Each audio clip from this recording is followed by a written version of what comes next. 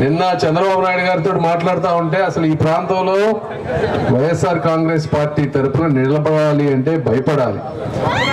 ఆ విధంగా ఎందుకు అంటే 2013-12లో మీరు చూసుకుంటే ఈ ప్రాంతంలో పొలాల రేట్లు ఎంత అండి?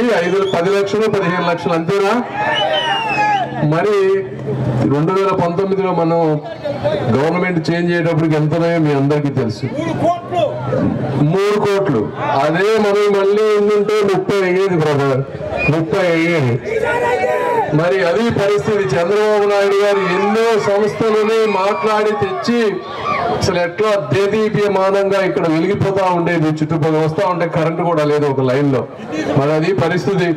మీరు చూడండి 40 సంవత్సరాల్లో లేనటువంటి అద్భుతమైనటువంటి సిమెంట్ రోడ్లు ప్రతి ప్రాంతానికి వేసిన తెలుగుదేశం పార్టీ గవర్నమెంట్. ఆ రోజు ఓటు బ్యాంకు రాజకీయాలు చూడలేదు మనం.